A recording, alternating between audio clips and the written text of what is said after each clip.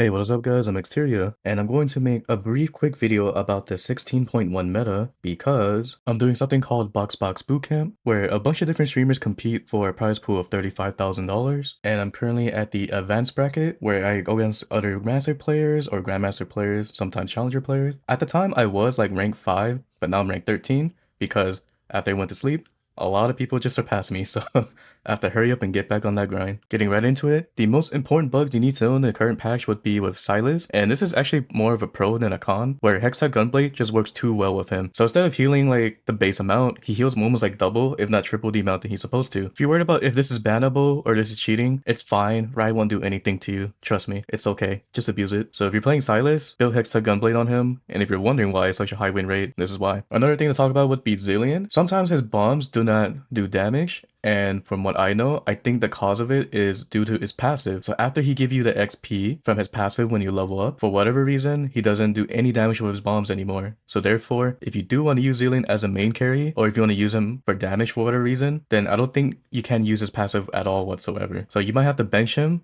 level up, and then throw him back on the board so this bug doesn't happen. The best item currently in the meta would be Adaptive Helm. This item in general is actually so strong because it has a lot of mana regen. I didn't know it was that good because I didn't know they changed it from set 15 to set 16. So instead of 2 mana regen on set 15, now we get 3 mana regen in set 16, which is a huge difference. So if any unit that uses any like Shojin items or mana items, like blue buff or whatever, just build Adaptive Helm and you'll win out a lot more games. And speaking of Shojin, it's still a really good item overall too. If you can't get Cloak to make Adaptive Helm, then you could just use swords to make Shojin, which is fine. And for AD units, Winsu's Rage Blade will probably be your best item. Unless you're playing, for example, like Senna Lucian, then Shojin or even like Red Buff would be better on them. But for the most part, if you're playing like a attack speed champion like Yunara or Kindred, then Gwynsus will be best for that. Your best augments to take in the current meta would be any econ augment. Because we're playing in a fast 9 meta, any sort of econ just helps in the long run. Like for example, Raining Gold, where it gives you just tons of gold so you can easily level up, or you do something like Slamming. But the thing about this augment is you have to slam all your items on the board. You put it on bench, or if you keep it in your inventory, then you will not get the extra 2 XP that you're supposed to get. So if you're not comfortable with taking this augment, I would suggest to take something else. If not, just take this augment, put all your items on the board, and hopefully hit level 9 as fast as possible. The best combat augment I would say personally would be Bronze for Life, because you're playing a lot of bronze traits in these fast 9 boards, therefore you gain tons of stats with these augments in general. I actually went out a lot of my games using these 2 augments with a bunch of level 1 units, because you gain tons of damage amp in the process, destroy most level 2 units with Bronze for Life itself. So if you're wondering what augments to take, these would be like the best ones to take overall. If not, any item augments would be fine as well. In order to get to fast 9, you have to play your best openers, and I'm gonna talk about more vertical traits here, but you don't play them at the end. You just use them for the stats or whatever it gives you, then you pivot out into more of the legendary style boards. So the best opener we can talk about here is Yordle. The main reason why is because you can easily 2-star most Yordle units if you have 4 out on the board, and you can easily get 4 if you start with 3 already. So this means that you need Rumble and Lulu, and then +1 Yordle, and you're able to get the 4th one really easily because the 4th one would be an unlocked one, which is Poppy. All you have to do is just put 2 items on a random Yordle unit, and you're able to unlock Poppy. Then you can have 4 Yordles to start wrapping up your board to gain more 2-stars. If you can fit 6 Yordles as soon as possible, this will be good because you can gain 2 free rerolls, and you can save these rerolls when you hit level 8 or 9 and roll down with these free rerolls later. So therefore this is a pretty good strat if you want to fast 9 or maybe fast 8 to stabilize. The units you want to play around in the early game would be like Teemo if you have AP items, because you can play Teemo into either Mel or any board when you hit level 8 or 9. And then for Tristana's case, if you have Gwynsu's Rage Blade,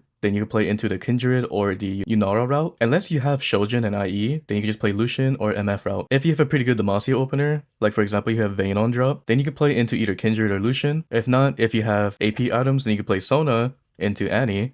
And the good thing about this is you're able to play Sylas, because in order to unlock Sylas, you have to sell a level 2 Jarvan, Garen, and Lux. And with the monsters, you're going to get that eventually. So you can sell them to play into 6 Arcanus, Annie style board. If you want a Temple of Ionia, the best ones would be the one that gives you XP per turn, or the one that gives you gold for every 3 kills. So if you want to play for Vertical Ionia, this would be pretty decent as well. You could play Set Carry with 7 Ionia. So this would be the case if you want to play for vertical, this would be fine. If not, there is one where it's very powerful for Yunara, where you have a chance to have an extra hit. So that one you can still play 3 Ionia into Freljord style board, and your Yunara will just do a lot of damage with that Ionia trait. Other openers will be like Noxus, and there is a strat where if you get the Darkened Bow, just put it on Briar, and you can play into Bel'Veth, because Bel'Veth has a really high win rate with this Darkened Bow. In order to get this item, you have to get the augment where you choose any of the darkened items, then you just put it on Briar, and play into Bel'Veth. The off chance if you get Draven, you can put Gwynsu's Rage Blade on him and play into Kindred. If not, you can play into Lucian if you have just swords for a reason. Or if you have AP items, you can play LeBlanc.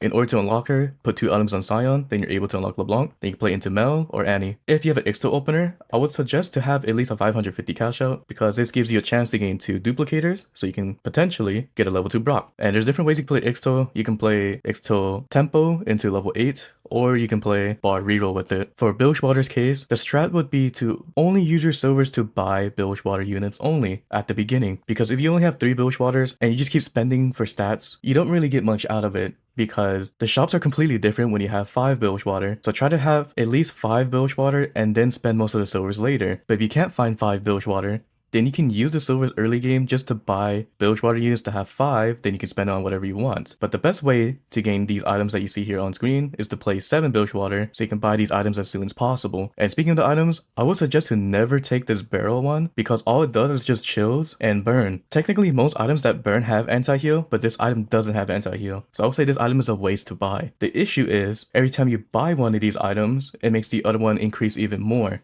So therefore, be careful what items you want to buy first. If you really want to buy Captain's Brew, feel free to do so. I just prefer not to, because I would rather buy it on this one, where this item allows you to gain more silvers over time, so you can buy more items and more units later. And the best one I would take normally would be this item on MF and Oranges for any of the tanks.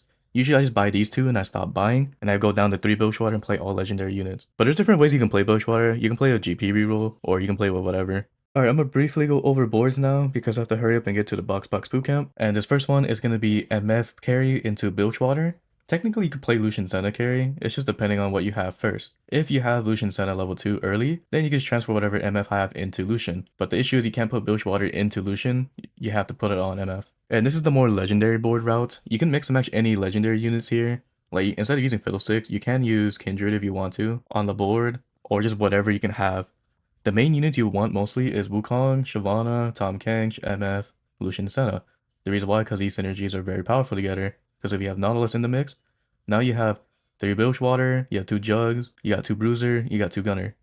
And the thing about Shyvana, she's actually very OP in the current meta, probably the best unit to have, because she makes it to where your board takes less damage from abilities. Then you can flex whatever units here, like these 3, it doesn't really matter, you can do whatever you want. So this is like the main highlight of the legendary MF route. I guess main thing to highlight is you can use Nautilus 3 or you can use him as a main tank until you find Tahm Kench, because in order to get Tahm Kench, you have to use at least 500 silvers, so by then you probably have Alawi first, and then you pivot into this board. And then the other way you can use Bilgewater is if you have a lot of Dravens and you have a good Draven carry, you can play it to GP reroll with Nautilus and Draven pretty easily as well. So the idea is to have Gwynsu's Rage Blade, Kraken +1 on Draven, whatever leftover swords like Starax on GP is fine, and then whatever tank items on Nautilus. The off chance you can 3-star lores if you want to as well, but this board just basically makes it to where Draven's super powerful and GP can do a lot of damage in the front. Basically about it for this style. If you're wondering what you can add for +1, the easiest answer would be +1 Piltover to slow down the enemy, or what I like to do is to have a Kindred, or if you can't do that either, you can do one of the best flex units, which would be Lucian Senna. And most boards, you could just throw in Lucian Senna for no reason because they're that broken. Next up we got on the list is the Annie. And this one is the 6 Arcanist board. This is where if you're playing into like the Masio opener into this style, because you can easily get Sylas by unlocking him with selling 2-star J4, Garen, and Lux. So this is specifically the style if you're playing for the Sylas route. All he needs is just Gunblade and plus whatever AP items, don't really matter. And for Annie's case, as long as you have mana items and the voice staff, she's super powerful with these items. And you can add in whatever legendary units as +1s. Like for example, you can throw in Senna Lucian to make the board more powerful. And if you need magic resist or extra frontline, you can make Taric level 2 so you can have really some sort of frontline. What I like to main tank most of the time would be Tibbers over Swain, since Tibbers is actually super powerful. But if your Annie's not level 2 yet and Swain's level 2, then I would suggest to main tank Swain first. As soon as you level 2 Annie, then take off the tank items from Swain to Tibbers would be the best idea. And that's basically about it for this style. And this style is if you're playing from Yordle opener, you can transition into this style if you cannot have Sylas. The reason why this style is actually pretty good because you're able to have set for this one. All you have to do to unlock set is to have one frontline only for a player combat, so you're able to unlock sets. And you only play up to 4 Arcanists because you don't have that Sylas unit, so there's no point in playing 6. And you just throw in a +1 unit here. Like what I like to do is either Fiddlesticks or Senna Lucian, it doesn't really matter. And if you have leftover AP items, like all set needs is just Drew Gauntlet and he one-shots the board.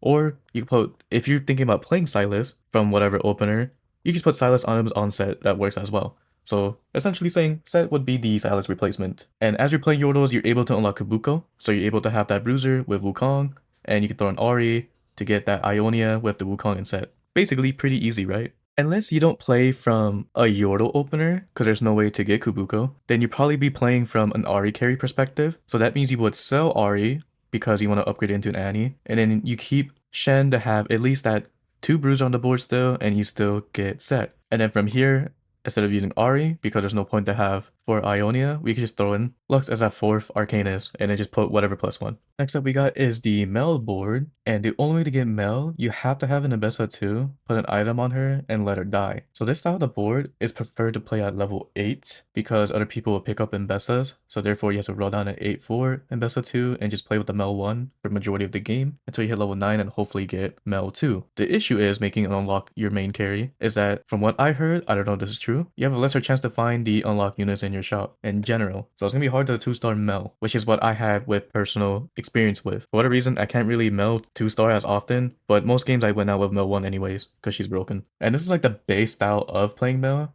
The main units you do want to keep at all times for this style would be having Ambessa, Swain, Vi, Nico, Shyvana, and Mel.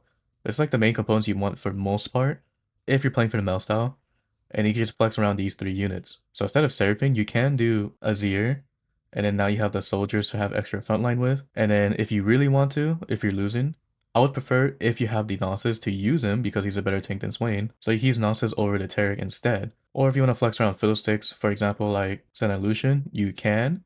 But I actually prefer to keep the Fiddlesticks, because sometimes I don't really play Azir since Azir is actually useless in my opinion. So for most boards, I would play with Fiddlesticks, Senna Lucian, and Seraphine. For the most part, this would be my board in majority games. Unless my Piltover stat is actually useless, like if it's not EMP or Nets, then I would just take away Seraphine to play Azir instead. There's a lot of flexibility to this board, you can do whatever you want. But the issue is, if for whatever reason that you cannot get a Mel, sometimes I would play into a Seraphine carry, because there's just some games that for whatever reason, everyone's using Ambessa, so you can't get Ambessa too. So sometimes I just play for a Seraphine carry instead, just for at least hopefully a top 4. And then I play either Taric or any of the Shurima units, like for example, like Gnosis as a +1 at level 9.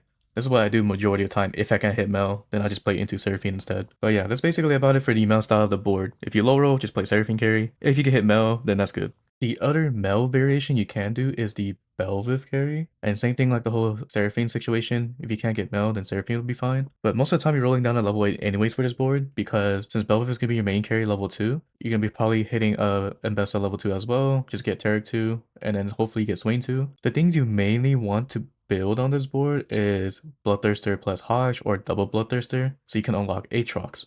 This is important because you need Slayer with Bel'Veth, and Aatrox is just a really good unit overall with Bel'Veth. Like, these two combos super powerful. And the only reason why I would play Bel'Veth is unless I have this item, the Darkened Bow. It's an augment item, or technically an artifact. So if you get this artifact, then you can force Bel'Veth, and all you need is just Q assist plus 1 item. Like, preferably it would be like Giant Slayer, so you can kill tanks faster, or what I like to do, Kraken to do extra damage with the item of the Darkened Bow. And you just flex that 5 cost units afterwards. It doesn't really matter. Just play your best board. It's like the quickest summary for this comp. And then for these last couple boards, when we talk about their Freljord styles, this one is the Yunara style. And this comp is actually really simple. You just use these exact units and at level 9 throughout Rise.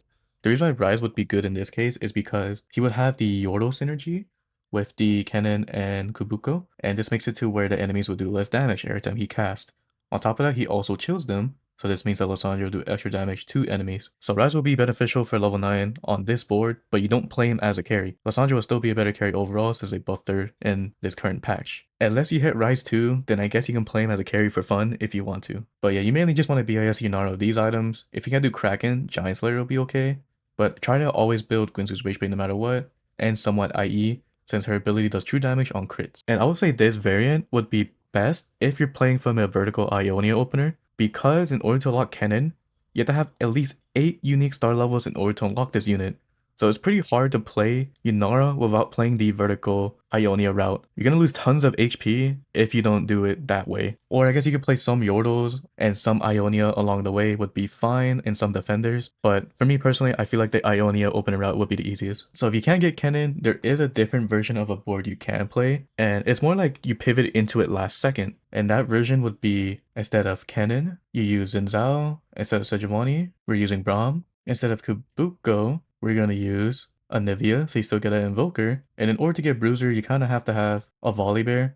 And now you play with 5 Freljord on the board instead, so you can like do whatever like positioning you want with this. And then Terra could be a +1 unit, or you could just throw in Kindred. It doesn't really matter. But yeah, this would be like if you want to pivot into it last second. In order to unlock Volibear, you need tons of HP. So the idea would be hopefully you have Warmongs, or at least like enough HP to where you can unlock Volibear. And most of the time, Braum would be your main tank over the Wukong, because Braum is actually a pretty solid unit with 5 Freljord. So yeah, this would be like a last second pivot if you didn't do the route to unlock Kennen.